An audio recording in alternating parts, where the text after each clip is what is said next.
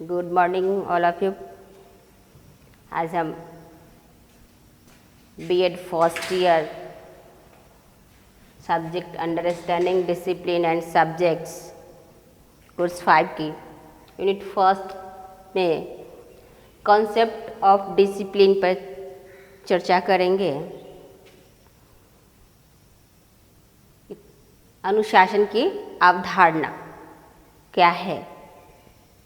पिछले क्लास में हम लोग पढ़े अनुशासन क्या है,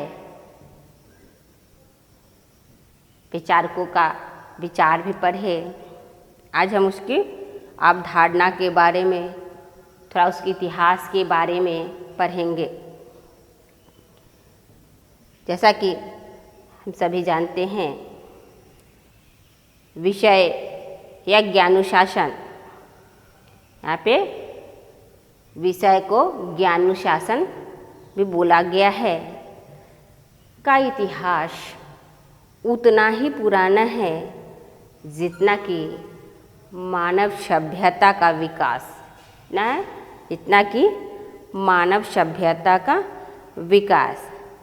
ऐसा इसलिए कि सभ्यता के विकास के क्रम में कई तरह के ज्ञानों का संगठन, विशिष्ट वर्गीकरण एवं पूर्ण ज्ञान के आधार पर नए ज्ञान का सृजन होता है।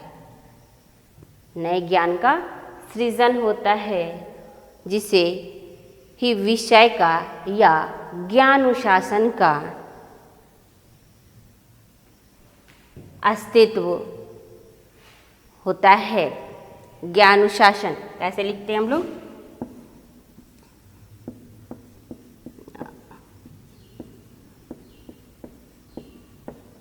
ज्ञानुशासन। यहाँ पे आपको C5 में अंडरस्टैंडिंग डिसिप्लिन एंड सब्जेक्ट्स में विषय को, या कहीं पे आपको लिखा हुआ रहेगा विषय भी लिखा हुआ रहेगा, और कहीं पे आपको अगर विषय नहीं लिखा रहे तो ज्ञानुशासन भी लिखा हुआ मिलेगा। ये दोनों में से कोई भी हो सकता है, दोनों में से कोई भी हो सकता है। जैसे ज्ञान के मूल 2 रूप होते हैं। ज्ञान के कितने मूल रूप होते हैं? मूल 2 रूप होते हैं। एक है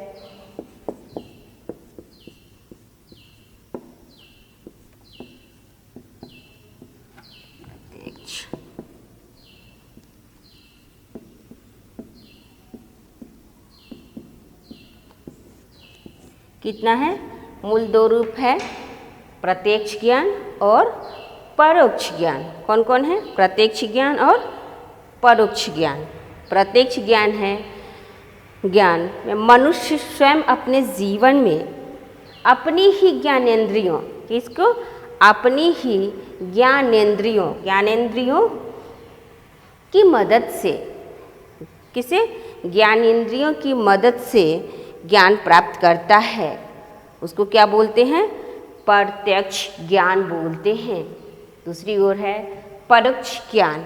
परोक्ष ज्ञान है दूसरों से उनके कथनों द्वारा या पुस्तकों द्वारा प्राप्त होता है। क्या होता है? दूसरों से उनके कथनों द्वारा या पुस्तकों के द्वारा प्राप्त होता है। विषय या ज्ञानुशासन के समृद्ध इतिहास का अनुमान, जिसके इतिहास का अनुमान है, हम इस प्रकार लगा सकते हैं। विश्व का यानी भारत में सबसे प्रथम विश्वविद्यालय कौन सा है? नालंदा विश्वविद्यालय। कौन सी विश्वविद्यालय है? नालंदा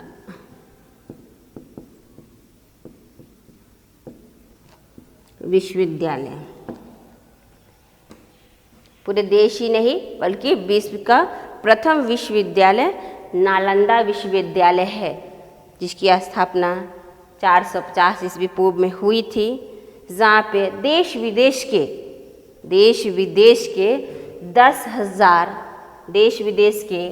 10,000 कितने 10,000 कितने थे शिष्य थे, शिष्यों, और 2,000 कितना 2,000 गुरु, 2,000 गुरुओं के साथ आश्रम युक्त व्यवस्था में एक जगह रख के उच्च शिक्षा अंतर्गत विभिन्न तरह के अध्ययन क्षेत्रों जैसे बौद्ध धर्म ग्रंथों महायान और हीनयान का नाम हम लोगों ने सुना हुआ, किसका, महायान और हीनयान।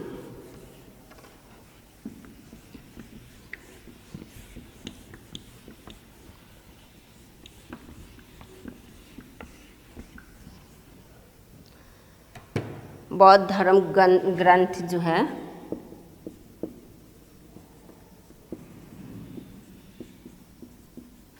बौद्ध धर्म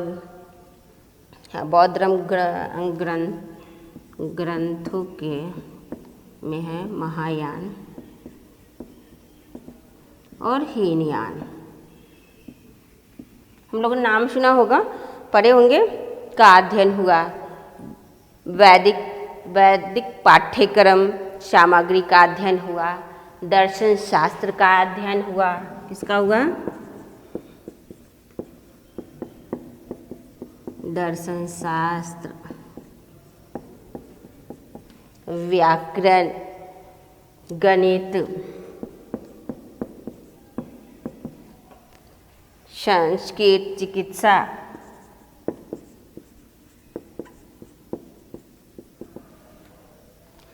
चिकित्सा, खगोल शास्त्र, भूगोल,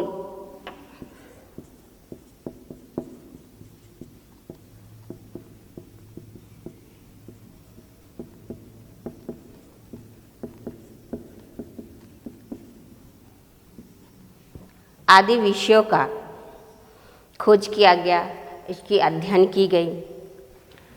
12वीं शताब्दी में क्या हो गया, इस विश्वविद्यालय का, कौन से विश्वविद्यालय का, नालंदा विश्वविद्यालय का विध्वंस भी हो गया था।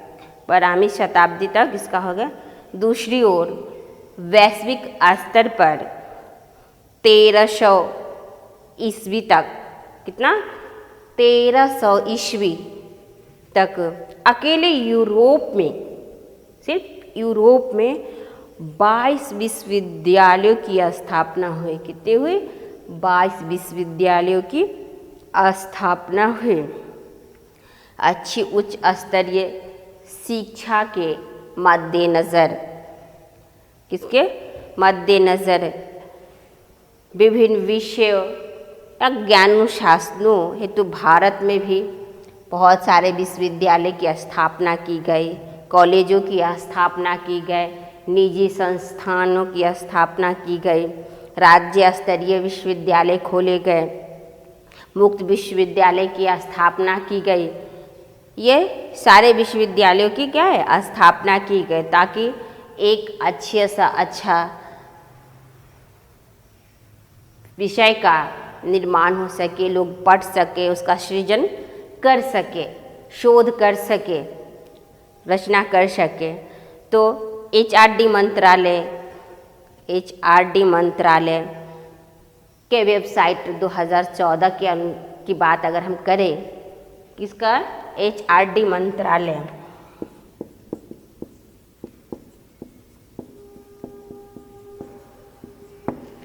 HRD मंत्रालय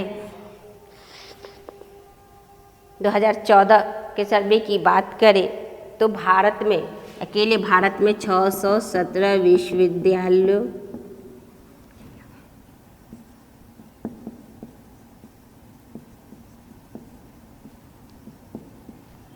विश्वविद्यालय है, 37,204 कॉलेज, 11,443 एकल संस्थान है। HRD मंत्रालय 2014 के अनुसार इसी सूची में 2000 इसी सूची में 201 निजी विश्वविद्यालय, 45 केंद्रीय विश्वविद्यालय, 1 राष्ट्रीय खुला विश्वविद्यालय, 13 राज्य स्तरीय खुला विश्वविद्यालय, राष्ट्रीय विश्वविद्यालय, राष्ट्रीय महत्व 77 संस्थान, 34 डीम्ड विश्वविद्यालय। वे कई एक विशिष्ट विषयों का, ज्ञानानुशासनों का अध्ययन होता है। क्या होता है? अध्ययन होता है। विश्व स्तर की हम अगर बात करें तो लगभग 26,355 विश्वविद्यालय लगभग अस्तित्व में है। लगभग में, इसके अनुसार लगभग में, और भी ज़्यादा होगा जैसे जैसे अगर सर्वे होते जाएगी उसकी संख्याएं बढ़ते जाती है। जब वो नया खुलता है, जब किसी भी मंत्रालय से, किसी भी शिक्षा विभाग से, शिक्षा मंत्रालय से उसको परमिशन मिलती है, तब जाके वो काउंट होता है। तो जब होती है सर्वे, उसके अनुसार से भी वो काउंट होते जाती है और बढ़ते, इसकी संख्या क्या होती है? बढ़ते जाती है। इस प्रकार से विषय कहिए या ज्ञानानुशासन का इतिहास काफ़ी ही समृद्ध है। क्या है? समृद्ध है। और क्रमशः इसका विकास नित्य प्रति चलते रहता है। किसी भी विषय की का अगर हम अध्ययन करते हैं तो उसके कई सारे पार्ट्स होते हैं। किसी भी विषय का हम अध्ययन करते हैं तो उसके कई सारे विभाग होते हैं। और जब हमको उच्च स्तरीय यानी ज्ञानानुशासन की ओर जाते हैं तो उसी विषय से किसी भी बिंदु को लेके हम उस पर शोध करते हैं। और जब हम शोध करते हैं तो वो एक व्यापक रूप में होता है। जब किसी विषय का हम शोध करेंगे तो वो एक व्यापक रूप में होगा। और इसका व्यापक रूप सब होगा जब उसकी पाठ्य पुस्तकें समृद्ध होगी तो एक ज्ञानानुशासन का निर्माण होगा। एक ज्ञानानुशासन का निर्माण होगा। जैसे हम अगर सामाजिक विज्ञान में अनुशासन की उत्पत्ति या उसकी वृद्धि की बात करें, इसमें सामाजिक विज्ञान में अनुशासन की उत्पत्ति या वृद्धि की हम बात करें तो सामाजिक विज्ञान भी प्राचीन काल के अध्ययन का प्रमुख विषय रहा है। क्या रहा है? सामाजिक विज्ञान जो है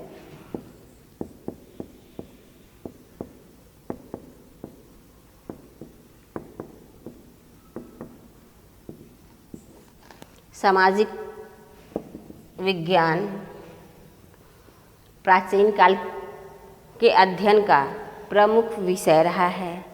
इसमें सामान्य रूप से सामाजिक व्यवस्थाओं से संबंधित तथ्यों, पाठ्य पुस्तकों का समावेश किया जाता था। क्या किया जाता था? सामाजिक व्यवस्था से संबंधित तथ्यों, पाठ्य पुस्तकों का समावेश किया जाता था। नीति शास्त्र, वर्ण व्यवस्था, कर्म व्यवस्था, आश्रम व्यवस्था को क्रमबद्ध रूप से प्रस्तुत किया जाता था। इसके अंतर्गत क्या किया जाता था? सामाजिक विज्ञान के अंतर्गत, सामाजिक विज्ञान के अंतर्गत नीति शास्त्र,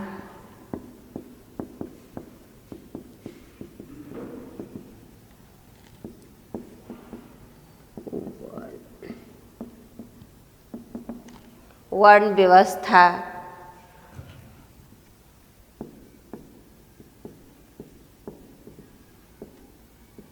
कर्म व्यवस्था,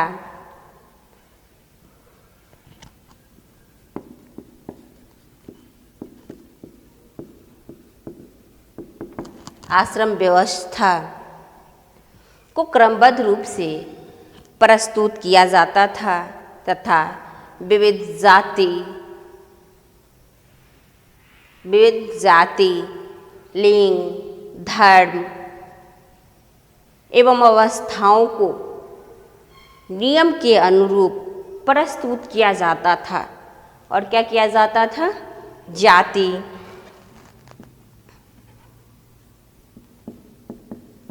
जाति, धर्म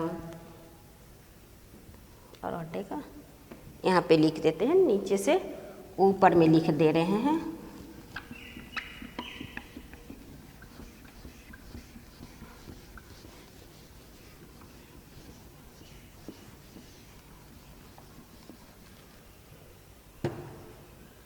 धर्म, जाति, धर्म, लिंग,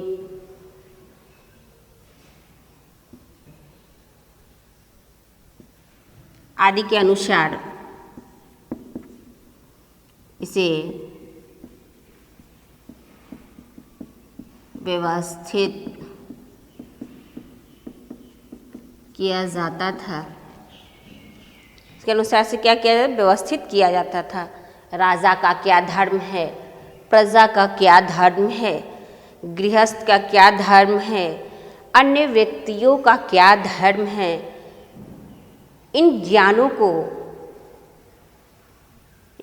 को प्रमुख विषय होते थे। इन ज्ञानों का प्रमुख विषय होते थे।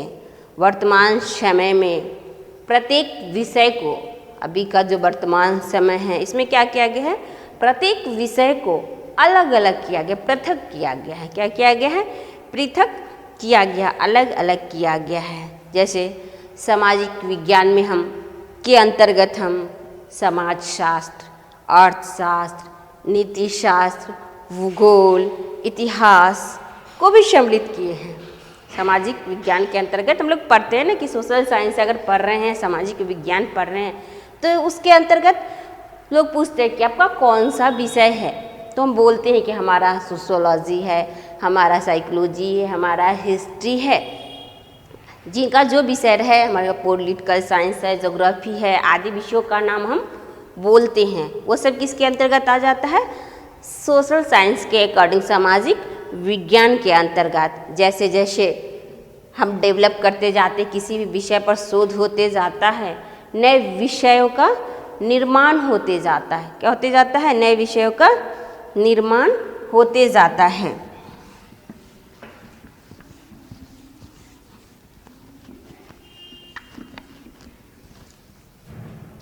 नए विषयों का निर्माण होते जाता है और इसी निर्माण के अनुसार देश का, समाज का चहुमुखी विकास होता है। क्या होता है? चहुमुखी विकास होता है। और है भाषा शास्त्र का हम बात करते हैं। उसका ऐतिहासिक, भाषा के अनुशासन में ऐतिहासिक का क्या महत्व है, क्या अवधारणा है। प्राचीन काल में संस्कृत भाषा का महत्वपूर्ण स्थान था। क्या भाषा में? संस्कृत भाषा का महत्वपूर्ण स्थान था। भाषा की अगर हम बात करें तो इसके अंतर्गत प्राचीन काल में संस्कृत भाषा का महत्वपूर्ण स्थान था। संस्कृत भाषा से अनेक भाषाओं की उत्पत्ति हुई। संस्कृत से ही अनेक भाषाओं की उत्पत्ति मानी जाती है। हिंदी भाषा में भी अनेक शब्द, हिंदी भाषा में भी अनेक शब्द किसे? संस्कृत से लिए गए हैं। संस्कृत के व्याकरण संबंधी नियमों, क्रमबद्धताओं पाई जाती है। प्राचीन काल का साहित्य विविध भाषाओं में था, परंतु इन भाषाओं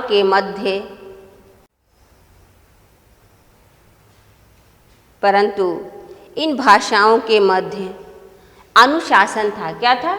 इन सारे भाषाओं के मध्य क्या था? अनुशासन था। इन सब भाषाओं के मध्य में अनुशासन था।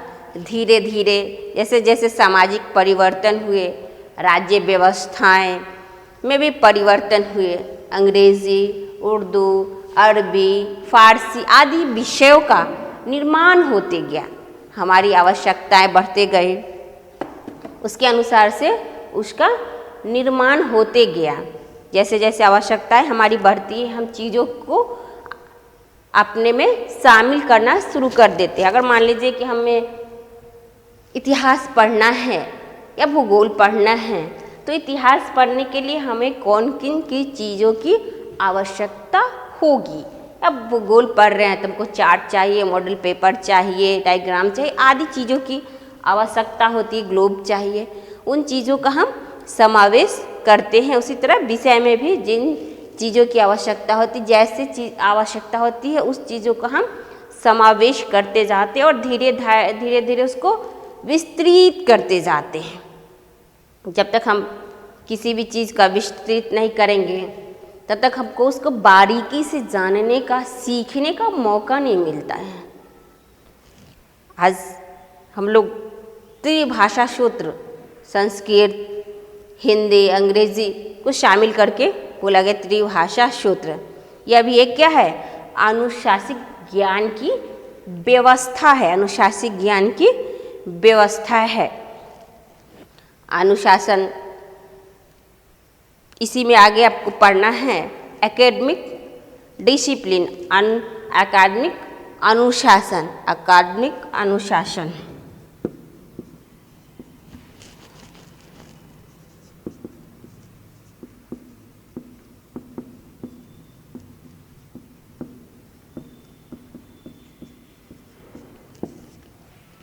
अकादमिक अनुशासन वह है जो विश्वविद्यालय या कुछ अन्य ऐसी विधियों के द्वारा औपचारिक रूप से सिखाई जाती है, औपचारिक रूप से सिखाई जाती है।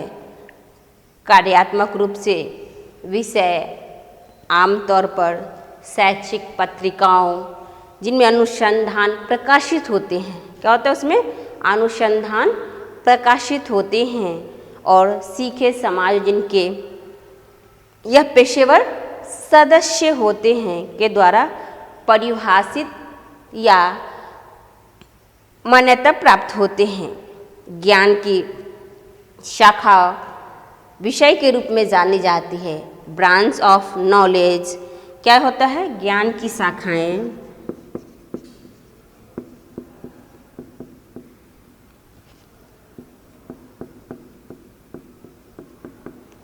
ज्ञान की शाखाएं विषय के रूप में, ज्ञान की शाखाएं विषय के रूप में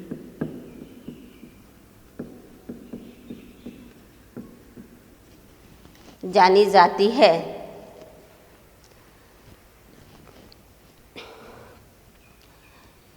जो कि प्रायः विद्यालय स्तर तक पढ़ाए जाते हैं। पढ़ाए जाने वाला पाठ्य संग्रह होता है। क्या होता है? विद्यालय स्तर तक पढ़ाने जाने वाला का पाठ्य संग्रह होता है। परंतु जब इसी विषय का स्तर इतना उच्च हो कि वह शोधपरक ज्ञान का हिस्सा हो जाए तो उसे ज्ञानुशासन कहते हैं। तो क्या कहते हैं? उसे ज्ञानुशासन कहते हैं। विषयानुशासन या ज्ञानुशासन जिसका उद्देश्य उच्च विचारक, विषय विद्वान, शोधार्थी को तैयार करना है। जिसका उद्देश्य अगर हम क्या करते हैं तो नए विचारक का निर्माण करना होता है, नए शोधार्थी का, विद्यार्थी का निर्माण करना होता है, नए विचारक का जो अपना विचार उच्च विचार दे सके, उसको एक तैयार करना होता है, उसका सृजन करना होता है। ऐसा होने से ही नए ज्ञान का सृजन होता है। जब हम ये सब करते हैं तो क्या होता है, नए ज्ञानों का सृजन होता है। साथ ही पुरानी सीखी गई, हम पुरानी बातों को भूलते नहीं है, उन सीखी गई बातों की भी तथ्य की समीक्षा करते हैं, उसका ठोस प्रमाण देते हैं, प्रमाण का आधार क्या होता है आदि चीज़ें हम सीखते हैं, आदि चीज़ हम सीखते हैं। कोई भी क्या क्या करते हैं, पुरानी बातों के ठोस प्रमाण, ठोस ज्ञान विचार, उन सबको भी आधार मान के चलते हैं। उनके बिना हम किसी भी चीज़ का शोध नहीं कर सकते हैं। किसी भी विषय को हम चाहे अगर कि हम डायरेक्ट ले ले, किसी भी विषय को उठा ले, मान लीजिए हमें खुद के बारे में, स्वयं के बारे में अगर शोध करना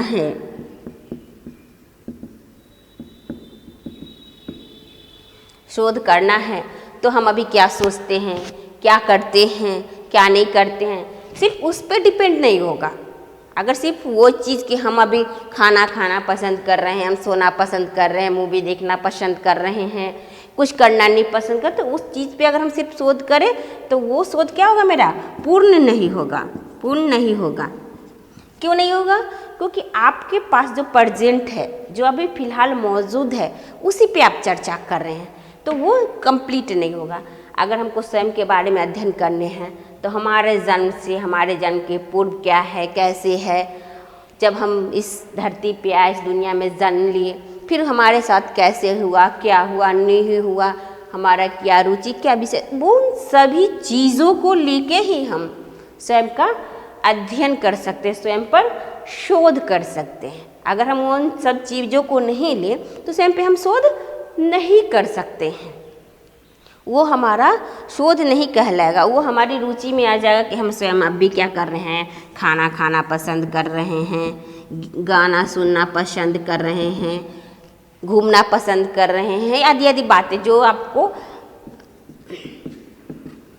आपके मनोरंजन से, आपको इंटरेस्ट, आपकी रुचि है, बस उसी बातों को हम शामिल करें, तो सिर्फ इससे हम स्वयं पर शोध नहीं कर सकते हैं। समझ गए?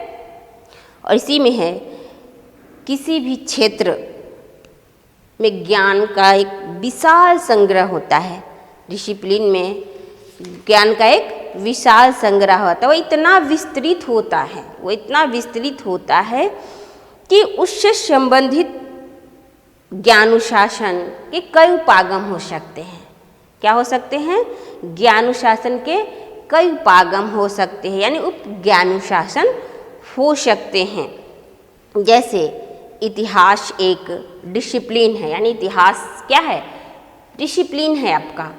इतिहास अगर डिसिप्लिन है तो उसके अंतर्गत क्या होगा? भारतीय इतिहास हम पढ़ते हैं, मध्यकालीन इतिहास पढ़ते हैं, प्राचीन इतिहास पढ़ते हैं, यूरोप का इतिहास पढ़ते हैं, एशिया का आदि आदि चीज़ पढ़ते हैं ना, जिससे क्या होता है? ज्ञान का एक विशाल भंडार जमा होता है, ज्ञान का एक विशाल भंडार जमा होता है। और जब ये विशाल भंडार है तो हम एक साथ नीचे, जब हम 1 to 8 10 तक की बात करें तो हम पूरे इतिहास को, यानी पूरे इतिहास की हम बात करें तो एक साथ पढ़ लेते हैं। पूरे इतिहास को क्या करते हैं?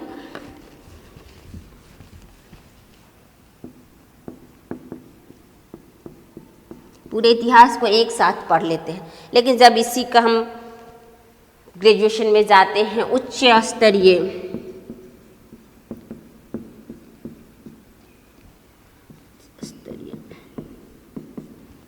उच्च स्तरीय शिक्षा हासिल करने जाते हैं तो मध्यकालीन का इतिहास पढ़ते हैं,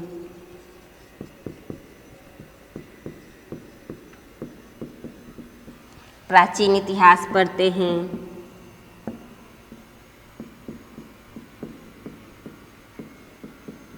प्राचीन काल का इतिहास पढ़ते हैं, यूरोप पढ़ते हैं, आदि चीज़ का हम पढ़ते हैं। इन सब चीज़ों को क्या करते हैं? अलग अलग पढ़ते हैं, एक साथ नहीं पढ़ते हैं। इन चीज़ों को हम अलग अलग पढ़ते हैं, फिर हम अलग अलग इस पर अध्ययन करके ही एक अलग विषयानुशासन कहिए या ज्ञानुशासन कहिए का हम निर्माण करते हैं। क्या करते हैं का हम निर्माण करते हैं।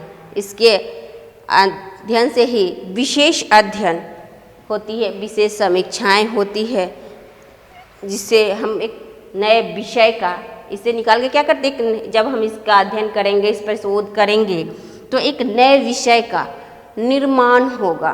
क्या होगा? एक नए विषय का निर्माण होगा। ठीक है, तो अब इसी पे हम आगे चर्चा करेंगे फिर दूसरे दिन, और थोड़ा विस्तृत में पढ़ेंगे। इसके बाद नेक्स्ट चीज़ों को हम पढ़ेंगे। ठीक है, थैंक यू।